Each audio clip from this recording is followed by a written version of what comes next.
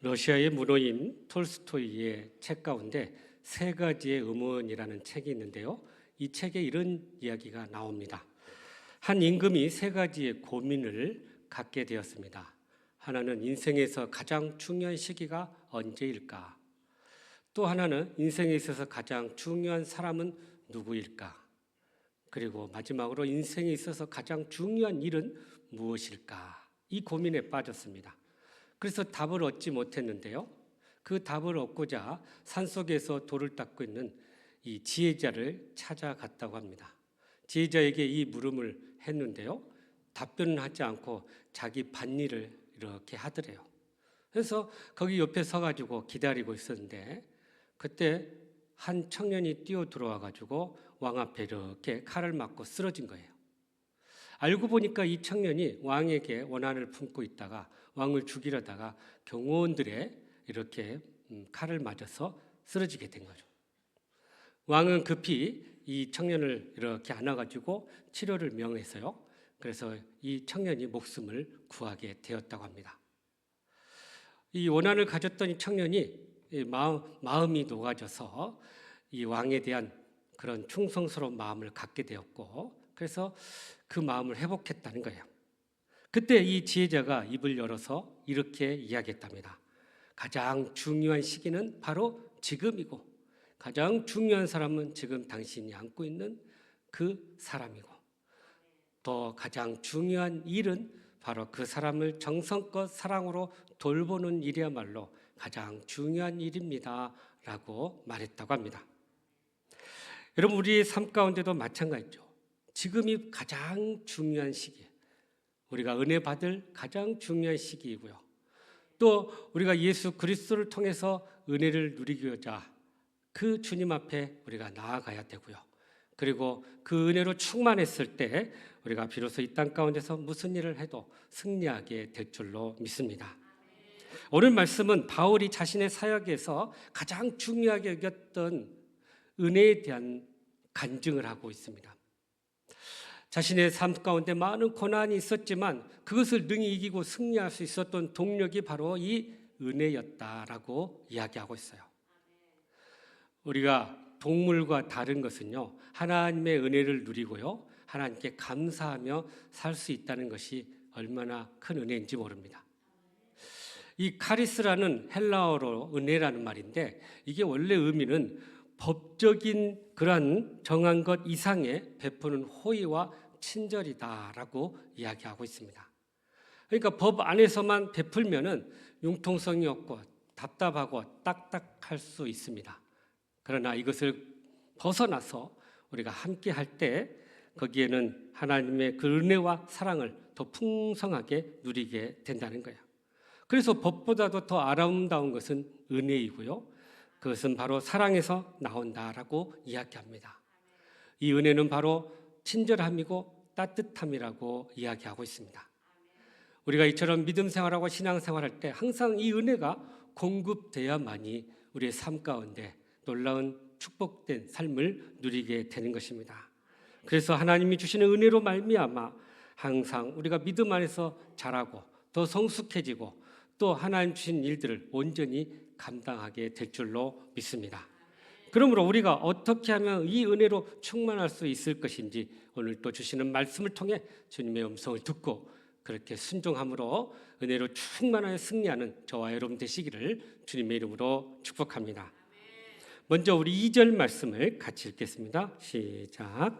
이르시되 내가 은혜 베풀 때 너에게 듣고 구원의 날에 너를 도왔다 하셨으니 보라 지금은 은혜 받을 만한 때요 보라 지금은 구원의 날이로다. 아멘. 이 말씀은 이사야 49장 8절의 말씀을, 이사야 선지자의 말씀을 그대로 인용하여 바울이 소개한 표현입니다. 근데 이 말씀의 배경이 되는 이야기가 있어요. 이스라엘 백성이 하나님의 말씀에 불순종하고 우상을 섬겼을 때 하나님께서 이 바벨론이라는 나라를 통해서 그들을 징계하셨어요. 그리고 바벨론에 끌려가서 무려 70년 동안 포로 생활을 하게 됩니다. 이제 그 때가 다 가까이 왔을 때 하나님께서 이사야 선지자를 통해서 이제 포로 기간이 끝나고 그들이 다시 회복할 것을 지금 선포하고 있는 거예요. 그래서 지금 은혜의 때가 왔다, 구원의 날이 돌아왔다라고 선포하고 있는 것입니다. 여기 은혜 받을 만한 때라는 표현이 나오는데요, 사실 이거 성도들이 하나님으로부터 받을 것으로 생각하지만 원래 원문은 그런 의미가 아니었던 거예요. 하나님께서 그들을 받으실 만하다, 받으실 만한 때가 됐다, 그런 의미를 가지고 있어요. 다시 말해서 하나님의 때가 찼을 때 구원을 이스라엘 백성들에게 베푸시기 위해서 이스라엘 백성들을 받으실 만한 그런 때가 되었다라는 의미를 가지고 있습니다.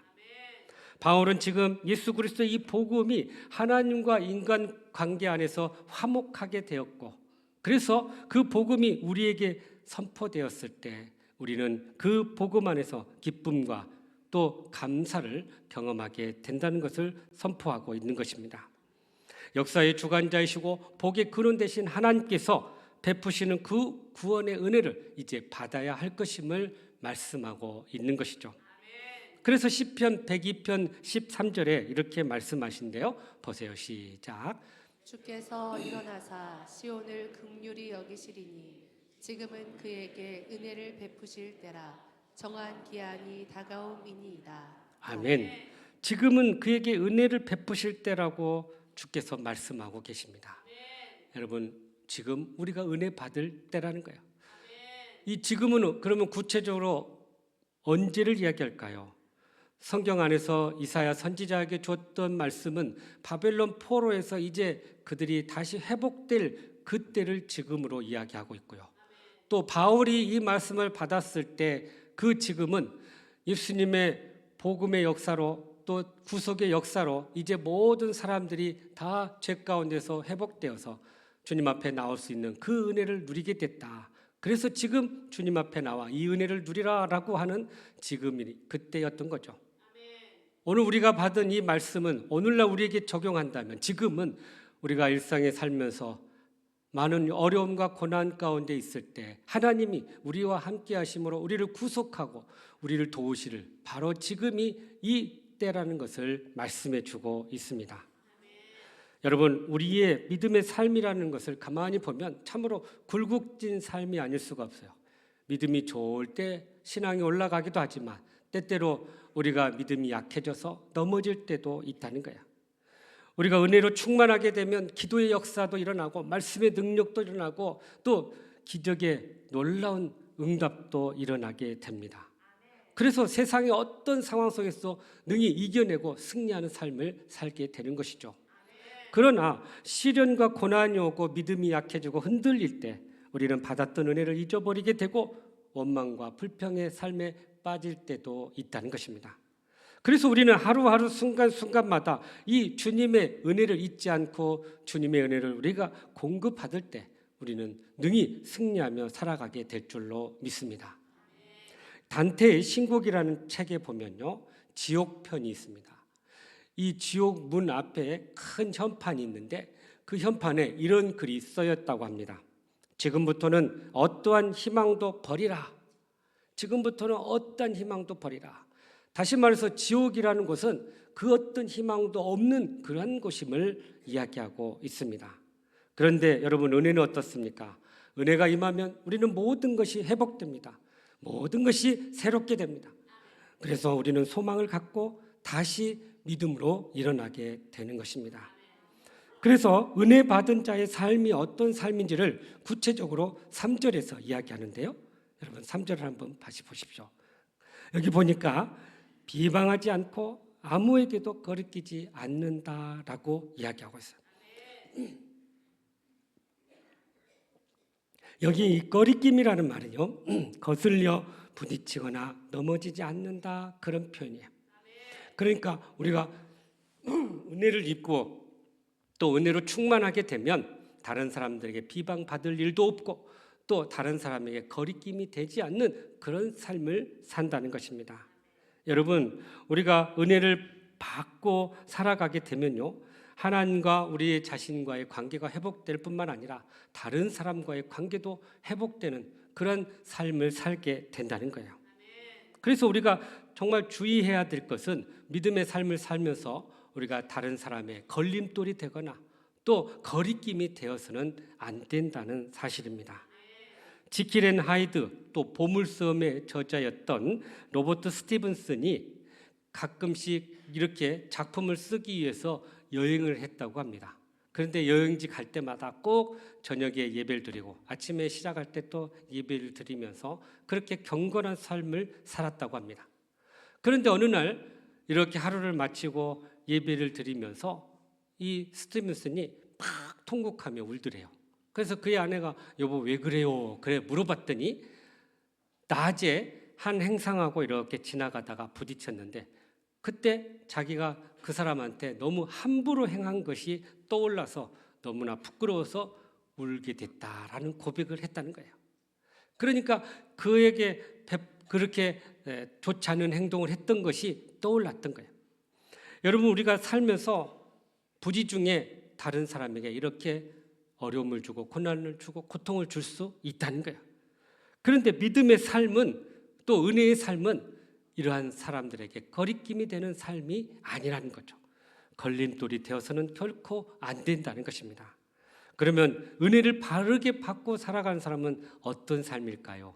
걸림돌이 아니라 디딤돌이 되는 삶이라는 사실입니다. 그 사람 때문에 힘을 얻고 그 사람 때문에 위로를 받고 그 사람 때문에 격려를 받고 그래서 다시 회복하게 되는 그런 디딤돌과 같은 사람이 된다는 것입니다. 그래서 모든 사람들에게 우리는 걸림돌이 아니라 정말로 그 사람을 세워주고 일으켜주는 디딤돌이 되어야 할 줄로 믿습니다. 그러므로 우리 모두는 은혜로 충만해서 낙심한 자들을 위로하고 또 연약한 자들을 회복하여 그렇게 공동체를 세우고 회복하며 디딤돌이로 사용되어지는 저와 여러분 되시기를 주님의 이름으로 축복합니다. 계속해서 우리 4절과 5절 말씀 같이 읽어보죠. 시작. 오직 모든 일에 하나님의 일꾼으로 자천하여 많이 견디는 것과 환난과 궁핍과 고난과 매맞음과 갇힘과 난동과 수고로움과 자지 못함과 먹지 못함 가운데서도. 아멘. 바울 사도가 하나님의 일꾼이 되면서 그가 경험했던 많은 고난에 대한 목록을 이렇게 나열하고 있습니다. 여러분, 우리가 하나님의 일꾼이 되려면 갖추어야 할 여러 가지 요소들이 있는데요. 그런데 많은 경우에 사람들은 하나님의 일꾼이 되려면 좋은 배경이나 좋은 학력이나 또 좋은 경력을 이렇게 갖춰야 된다 이야기할 사람들이 많죠. 또 좋은 사람들 밑에서 배우고 또 좋은 사람의 추천을 받는 사람을 이렇게 일꾼으로 세울 때가 있습니다. 그런데 바울은 그러한 것들을 앞세우지 않고 오늘 자기가 주님의 일을 감당하면서 겪었던 그 모든 고난을 그것을 자기의 삶에 또 하나님의 일꾼의 자격으로 그것을 증명하고 있던 것입니다. 여러분, 우리가 믿음의 삶을 살고 또 하나님이 주신 사명을 감당할 때 수없이 많은 어려움과 고난을 겪게 된다는 거예요. 그런데 그것이 결국 하나님의 일꾼의 귀한 자격이 될 것임을 이 바울은 고백하고 있는 것입니다. 세상적인 그런 자격이나 경력이나 이력이 아니라 정말 하나님 앞에서 내가 주의 일을 감당할 때 겪었던 그 많은 고난과 아픔들이 하나님의 일꾼으로서 자격이었음을 이렇게 바울은 고백하고 있었던 것이죠. 여러분, 우리가 하나님의 일꾼이 아니라면 뭐하러 그런 고생을 하겠어요? 더 편하고 더 안락한 삶을 아마도 추구했을 것입니다. 그런데 바울은 받은 은혜와 또 받은 사명이 있기 때문에 바로 그 일들을 수행하며 있어서 많은 고난과 어려움을 겪었던 거예요. 그것이 바로 자신이 하나님께서 자신을 불러서 세워주시고 귀한 일꾼으로 삼으셨던 증거라는 것을 고백하고 있는 것입니다. 여러분, 우리가 하나님 앞에 언젠가는 다 서게 될 것인데 하나님께서 물으실 거예요. 내가 너에게 준 은혜와 축복으로 뭘 하다 왔냐라고 물었을 때 어떤 사람은 네, 그것을 저를 위해서 우리 가족을 위해서 잘 누리다 왔습니다 라고 고백할래요? 아니면 하나님 주신 은혜와 축복을 가지고 다른 사람 섬기고 주의 복음을 증거하다 왔습니다 라고 고백하겠습니까? 오늘 이 바울은 바로 하나님 주신 그 은혜를 가지고 내가 충성스럽게 주의 일을 감당하다가 하나님 앞에 섰습니다 하는 그런 믿음의 고백을 하고 있는 것입니다. 그래서 본절에 이 사도직을 감당하면서 받은 고난들을 구체적으로 분류를 하고 있는데요. 크게 세 가지로 나누어 볼 수 있어요. 첫 번째는 고난에 대한 것인데 환난과 궁핍과 고난이다라고 이야기하고 있고요. 둘째는 박해를 의미하는 단어인데요. 매맞음, 또 갇힘, 또 난동 이런 부류의 고난이었어요. 세 번째는 외부적인 게 아니라 자발적인 자기가 그 고난에 참여하는 그런 고난이었는데 오늘 말씀에 보니까 자지 못했고 먹지 못했다라고 고백하고 있습니다. 이처럼 바울이 고린도 교회를 위해서 그렇게 또 복음을 위해서 수고하고 애썼는데요. 하나님께서 그의 그 고난과 그 수고를 받으시고 그에게 더 큰 영광스러운 상급을 허락해 주셨다는 거예요. 여러분 꼭 기억하십시오. 우리가 주의 일을 감당할 때 겪게 되는 많은 고난이 있지만 그것이 바로 하나님 앞에 영광이 되고 우리에게는 큰 상급이 될 줄로 믿습니다. 그래서 복음을 통해서 하나님 주신 그 사명들을 우리가 감당할 때 그것이 하늘의 상급으로 쌓아진다는 사실입니다. 우리가요 고난 가운데서 그 고난의 이유가 죄 때문에 우리의 잘못 때문에 오는 고난이 있습니다. 그러나 하나님의 일을 하고 주의 일들을 감당하면서 겪게 되는 고난들이 있다는 거예요. 어떤 것이 하나님께 기쁨이 될까요? 바로 하나님의 일을 하면서 겪게 되는 그 고난을 하나님이 기뻐 받으신다는 거예요. 그래서 바울이 이렇게 하나님의 영광을 위해서 받았던 모든 고난과 모욕과 수치를 기쁘게 여기고 그것을 은혜로 여겼다라는 사실입니다. 이것이 바로 은혜를 제대로 받은 자들의 모습이라는 거예요. 여러분 은혜를 제대로 받게 되면요 고난도 즐거워하고 고통도 기뻐하고 봉사와 어려움을 통해서 또 상처를 받았지만 그것을 또 감사로 여긴다라는 사실입니다. 전도하다가 문전박대를 받아도 오히려 그것을 기쁨으로 여기고요. 다른 사람에게 욕을 받아도 오히려 그것을 감사로 여긴다는 거예요. 그것이 바로 하나님의 은혜를 받은 자의 모습이라는 것입니다. 미국의 브로드웨이에서 30년 동안 예수님의 역할을 했던 안톤 레인지라는 배우가 있었는데요. 이분이 그가 예수님의 고통과 아픔을 직접 경험하기 위해서 큰 십자가를 지면서 연극을 했는데요. 한 번은 연극이 끝나고 한 부부가 그분과 이렇게 사진 촬영을 하러 올라왔습니다. 그런데 가운데 십자가가 있어서 그 십자가를 좀 뒤로 이렇게 미루려고 이렇게 밀었는데 너무나 무거워가지고 밀리질 않는 거예요. 그래서 깜짝 놀랐어요. 아니 이렇게 무거운 십자가를 직접 지고 그 연극을 하셨습니까? 좀 가벼운 걸로 하시면 그래도 나으시지 않았을까요? 했더니 이 안톤 레인지가 이렇게 대답했다는 거예요. 제가 가벼운 것으로 이렇게 십자가를 지면 주님의 고통을 이해할 수 없었기 때문에 오히려 내가 십자가의 무게라도 좀 무겁게 해서 주님의 고통을 직접 경험하고자 그렇게 했습니다 라고 고백했다는 거예요. 여러분 우리의 십자가의 무게를 너무 무거워서 가벼운 걸로 바꿀 수는 있어요. 그러나 우리가 그 십자가의 무게를 지고 나아갈 때 거기서 주님의 그 깊으신 사랑을 우리가 깨닫게 되고 더 헌신하게 되고 더 은혜로 충만하게 될 줄로 믿습니다. 그래서 빌립보서 1장 29절에 이렇게 말씀하시네요. 시작. 그리스도를 위하여 너희에게 은혜를 주신 것은 다만 그를 믿을 뿐 아니라 또한 그를 위하여 고난도 받게 하려 하심이라. 아멘.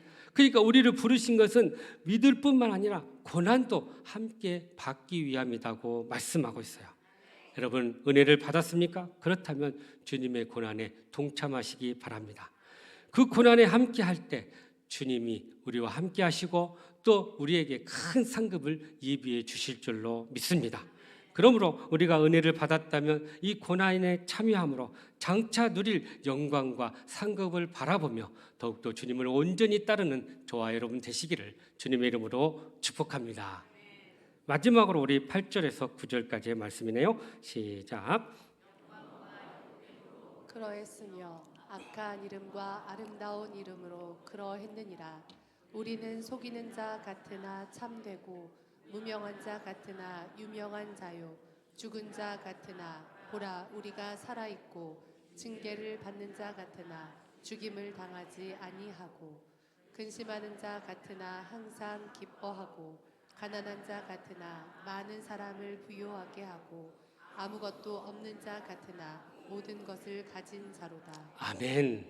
자, 여기 보니까 영광된 것과 속된 것을 이렇게 비교해서 보여주고 있어요.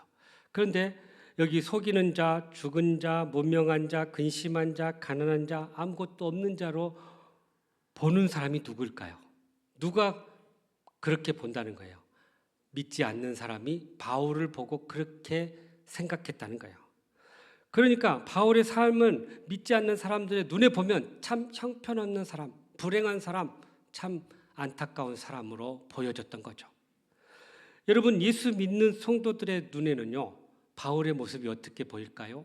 참 위대한 모습이고 어떻게 저 큰 일을 했나 하고 부러워하는 그런 모습일 거예요. 그러니까 믿지 않는 자들과 믿는 자들의 눈의 관점이 다르다는 것을 알게 됩니다. 우리가 은혜를 제대로 받게 되면 이 신자와 불신자 사이에 서로 상반된 평가를 받게 된다는 거예요. 우리가 믿음 생활 잘하면요, 하나님이 우리를 보실 때 아주 귀하게 여기신대요. 그런데 믿음 생활을 잘하지 않으면요, 이 세상 사람들이 우리를 볼 때 그건 당연하다 그렇게 생각한다. 그러니까 무슨 말이에요? 세상 사람들이 좋아하는 대로 하면은 우리가 신앙생활을 제대로 못하고, 세상 사람들이 싫어하는 행동을 하면 우리는 신앙생활을 잘하게 된다는 거예요. 그러니까 예수님을 제대로 믿는다는 것은 결국 믿음 생활을 우리가 하게 되면 세상 사람들의 평가는 그렇게 좋은 평가가 될 수 없다는 거죠. 그래서 세상 사람들이 우리를 미쳤다고 하고 또 비난하고 공격하는 일들이 있는 것입니다. 여러분, 우리가 여기서 기억할 것은 바로 이 세상에서 상반된 평가를 받는 것이 바로 당연한 일이고 또 은혜 받은 자의 삶이라는 거예요. 분명히 바울이 이렇게 고백합니다. 하나님을 기쁘게 하랴, 사람을 기쁘게 하랴. 내가 사람을 기쁘게 한다면 하나님의 사람, 하나님의 종이 아니다라고 고백하고 있습니다. 그러니까 우리가 누구를 기쁘게 해드려야 하는지를 분명하게 말씀하고 있는 거예요. 요한복음 15장에 보면 예수님께서도 똑같은 표현을 하고 있습니다. 세상이 너희를 미워하는 이유를 아느냐? 나를 미워하기 때문이다. 나를 미워하기 때문에 내게 속한 너희들도 미워하고 있다. 그러나 그들이 너희를 미워할 때 기뻐해라, 즐거워해라. 이것이 너희가 내게 속한 증거다라고 말씀하고 있습니다. 여러분, 마귀가 싫어하고 미워한 만큼 반대로 하나님은 좋아하고 기뻐하신다는 거예요. 또한 하나님이 좋아하고 기뻐하는 것은 마귀가 싫어하고 세상 사람들이 싫어한다는 거예요. 그러니까 우리가 어떤 것을 하나 선택해야 된다는 거죠.